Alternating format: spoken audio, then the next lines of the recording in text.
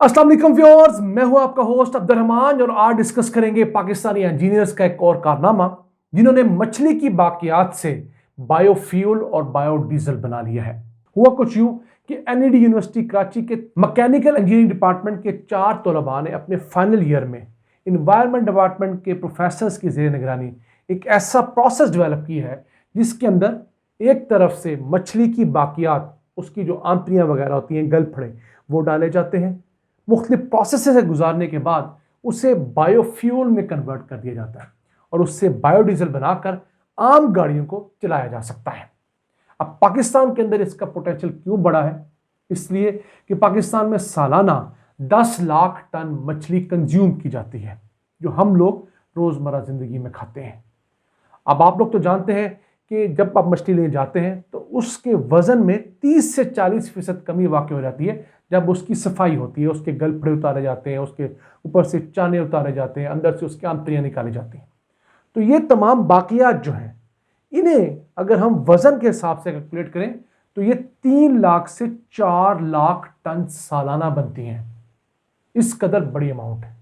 अब ये कई मुख्तलिफ छोटी मोटी इंडस्ट्रीज को बेच तो दी जाती हैं या फिर लैंडफिल साइट पर जाकर एक अलग सा ताफुन पैदा करती हैं। इस 3 से 4 लाख टन की बाकियात को अगर हम बायोफ्यूल में कन्वर्ट करें तो 1,50,000 टन बायोफ्यूल बनेगा और उससे हम लोग 1 लाख टन बायोडीजल बना सकते हैं, जो कि दुनिया भर में एक स्टैंडर्ड है मिक्सिंग का। यानी कि 80% आपका आम डीजल, उसके साथ 20% जो बायोडीजल आप मिलाकर आप आम गाड़ी भी चला सकते हैं। तो अब इसका फायदा क्या होगा? इसका फायदा यह है कि पाकिस्तान को ये 1 लाख टन बायोडीजल सालाना $2 बिलियन का फायदा देगा। इसके साथ साथ ये लोगों के लिए भी एक बहुत बड़ी आसाइश पैदा करेगा। वो किस तरह? अब इन इंजीनियर्स ने जिस प्रोसेस के जरिए मछली की बाकियात को ऑयल में कन्वर्ट किया है, उसकी एक मशीन बना ली है बाकायदा। उस मशीन में आप एक तरफ से बाकियात डालते हैं, 3 घंटे के मुख्तलिफ प्रोसेस होते हैं, अगली तरफ से 10 लीटर ऑयल निकल आता है। आप लोग तो जानते ही हैं कि मछली में से वैसे ऑयल निकाला जाता है, हकीम इसके लिए बहुत काम करते हैं, मुख्तलिफ कैप्सूल्स आते हैं मार्केट के अंदर, मछली में ऑयल कंटेंट बहुत ज़्यादा होता है, तो इन बाकियात से भी ऑयल निकल आता है। तो ये जो ऑयल है ये आम हमारे डीजल से 12-13% तक सस्ता पड़ता है। तकरीबन 60 रुपये तक इसकी लागत कम होती है। अगर आज हमारे यहाँ डीजल की प्राइस 280 रुपये है तो इसकी पैदावारी लागत 180 से 190 रुपये फी लीटर है। अब ये बहुत महदूद पैमाने पर बन रहा है। 1 लाख रुपया लगा सिर्फ इस मशीन को बनाने के ऊपर। अगर यही 10 लीटर की कैपेसिटी को बढ़ाकर 100 लीटर कर दिया जाए, यानी 3 घंटे के अंदर यही मशीन 10 गुना ज़्यादा ऑयल बनाए, तो इसी ऑयल की जो कॉस्ट है वो 20-25% कम हो जाएगी।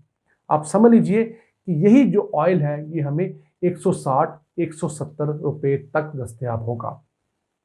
तो अगर हम इंडिया की तरह इस बायोडीजल को आम रिफाइनरी वाले डीजल के साथ मिक्स करके इस्तेमाल करें तो हमें $2 अरब का डीजल दुनिया भर से कम इंपोर्ट करना पड़ेगा। सोचिए इसका कितना बड़ा इंपैक्ट है। आज हम आपको बताएंगे कि इंडिया इससे कितना फायदा उठा रहा है, लेकिन पहले इस प्रोजेक्ट को डिस्कस कर लें। अब इसी प्रोसेस के अंदर ग्लिसरीन भी बनती है। उस ग्लिसरीन को इंडस्ट्री के अंदर, अद्वियात के अंदर, कॉस्मेटिक्स के अंदर इस्तेमाल किया जा सकता है। वो एक बाई प्रोडक्ट है। फिर इस बायोडीजल की वजह से जो कार्बन डाइऑक्साइड के एमिशंस कम होंगी, जो कम हम माहौल गंदा करेंगे, वो इसका एक एडिशनल बेनिफिट है। देखिए 1 लाख रुपए की मशीन ने कितना अहम किरदार अदा किया है। लेकिन हम दुखी दिल से कहते हैं कि इस प्रोजेक्ट को बने हुए 1 साल से ज़्यादा अरसा हो गया है, लेकिन किसी भी बड़ी कंपनी ने इसे अभी तक स्पॉन्सर नहीं किया। अब इस मुल्क में तेल बेचने वाली सबसे बड़ी कंपनी पीएसओ है, जिसका सालाना टर्नओवर 3,600 अरब रुपए का है, यानी कि 3.6 ट्रिलियन रुपीस का इसका रेवेन्यू है, जो पाकिस्तान की सबसे बड़ी कंपनी बनती है रेवेन्यू के हिसाब से। अगर वो इसमें से सिर्फ 10 लाख रुपए R&D पे लगाए, क्या मुल्क के लिए $2 अरब बचाने की रामवार नहीं हो सकती? बिल्कुल हो सकती है। बदकिस्मती से हमारे यहाँ ट्रेंड ही नहीं है। सिर्फ पीएसओ नहीं, OGDCL कंपनी, जिसका मुनाफा 250 अरब रुपए सालाना तक होता है, सिर्फ मुनाफा, उसे इस मैदान में आगे आना चाहिए था। पीपीएल है, फिर प्राइवेट की बेसहारा कंपनी है, ऐसे सेठ जो माशाल्लाह रमजान में बेतहाशा खर्च करते हैं, उनको इस तरफ भी सोचना चाहिए, ये भी एक सदका जारिया है। आप चंद लाख रुपए अगर रिसर्च एंड डेवलपमेंट पे लगाएंगे तो वो आपको अरबों रुपए कमा के भी देंगे, लाखों जॉब्स भी क्रिएट करके देंगे, जो फिर एक सदका जारी है। हम हमेशा सुनते हैं फेसबुक एक कमरे में बनना शुरू हुई थी, व्हाट्सएप एक कमरे की पैदावार, तो ये कैसे हुआ? उन पर इन्वेस्टर्स ने एतमाद किया, उनको पैसा दिया, लड़कों को काम आता था, उन्होंने मेहनत की, काम किया, प्रोडक्ट बढ़ाया, आज दोनों कमा रहे हैं। वो लड़के जिन्होंने वो प्रोडक्ट्स बनाई थी और वो कंपनीज या वो सेठ जिन्होंने उन पर पैसा लगाया। और यकीन कीजिए हमारे सेठ जब तक प्लॉटों के अंदर से और सोने के अंदर से या डॉलर्स के अंदर से नहीं निकलेंगे, हमारा मुल्क भी तरक्की नहीं करेगा और हमारे जो सेठ हैं वो भी खास लिमिट तक जाकर अमीर होंगे। अगर हमारे हमसाए के अंदर कई 100 बिलियन डॉलर्स के बड़े बड़े अंबानी और बिरलास हैं, हमारे यहाँ बड़े से बड़ा सेठ 1-2 बिलियन डॉलर पे जाकर बैठ जाता है।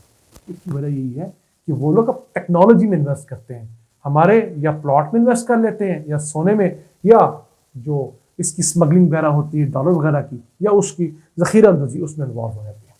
अब आपको बताते हैं कि इंडिया ने क्या किया। इंडिया ने मोदी के आने के बाद 2014 में एक प्रोजेक्ट लॉन्च किया जिसके तहत उन्होंने अपने आम फ्यूल को बायो एथनॉल फ्यूल के साथ मिक्स करना शुरू किया। ये बायो एथनॉल फ्यूल फसलों की मुख्तलिफ बाकियात वगैरह से बनाया जाता है, पहले बताया जाता है। तो लेटेस्ट फिगर दिए हैं 2024 तक, 2014 से तकरीबन 10 सालों के अंदर इंडिया के पेट्रोलियम मिनिस्टर हरदीप सिंह पुरी के मुताबिक इंडिया को 78,118 करोड़ रुपए की बचत हुई है। इंडियन रुपीज की बात कर रहा हूं, अरबों में बताएं तो 78 अरब रुपए की बचत हुई है इंडिया को। पाकिस्तानी रुपयों में ये तकरीबन 250 अरब रुपए बनते हैं। यानी कि उन्होंने इतना फ्यूल दुनिया भर से कम मंगवाया है। अभी वहां पर फुली इंप्लीमेंट नहीं हुआ, लेकिन आहिस्ता आहिस्ता इंप्लीमेंट हो रहा है। पिछले 3-4 सालों में ज्यादा तेजी से इसको इंप्लीमेंट किया गया है। इसके अलावा उन्होंने 142 लाख टन क्रूड ऑयल कम मंगवाया है दुनिया भर से। फिर 426 लाख टन कार्बन डाइऑक्साइड हवा में शामिल होने से रोकी है, क्योंकि बायो एथेनॉल बायोफ्यूल बहुत कम इमिशन पैदा करते हैं। इस वक्त मुल्क के 9,300 पेट्रोल पंप ऐसे हैं जहां पर आपको ये मिक्स फ्यूल मिल जाता है, जिसमें 80% फ्यूल आम रिफाइनरी का होता है जो क्रूड ऑयल को रिफाइन करके किया जाता है, और 20% तक उसके अंदर बायो एथेनॉल के एडिशन है। सिर्फ एक साल के अंदर, पिछला एक साल है, इसमें हुकूमत ने 24 अरब रुपए बचाए हैं। 10 सालों में 78 बचाए थे, उसके से 24 अरब सिर्फ एक मालियाती साल में बचाए हैं। देखिए किस तेजी से अब इनका मुनाफा शुरू हुआ है। ऑब्वियसली पहले सेटअप बनाने में और सारी वर्किंग में टाइम लगता है। इस 24 अरब रुपए में से 19 अरब रुपए किसानों को वापस चलेगी। 5 अरब रुपए सेठों ने कमाए हैं, लेकिन 19 अरब रुपए किसानों की इकोनॉमी में शामिल हुए हैं। ये मैं इंडियन 19 अरब रुपए की बात कर रहा हूँ, पाकिस्तानी नहीं। तो अब जिस रफ्तार से इंडिया आगे बढ़ रहा है, मुझे तो लगता है कि शायद अगले 5-7 सालों में इंडिया के अंदर हर किस्म का fuel bio ethanol blended fuel होगा, जिसके जरिए इंडिया बिलियंस ऑफ डॉलर्स हर साल बचाएगा। तो इसके बाद इंडिया ऑब्वियसली इस तरह का मोल भी आएगा। हमारे पास अगर किसी ने उसके लिए काम शुरू किया है, हमारी हुकूमत को इसे स्पॉन्सर करना चाहिए। 1 लाख रुपया उन्होंने अपनी जेब से लगाया, तो हम 10, 15, 20 लाख रुपया उनके देकर इस प्रोसेस को तेज करें, उसके लिए तमाम कानून साजी करें, ताकि पाकिस्तान में इंजीनियर्स को और इनोवेटर्स को हुकूमत की तरफ से पैकेज मिले और पाकिस्तान अपने पत्तों पे खड़ा हो सके। अब ये था आज का एपिसोड। अपने मेजबान अब्दुर्रहमान को इजाजत दीजिए।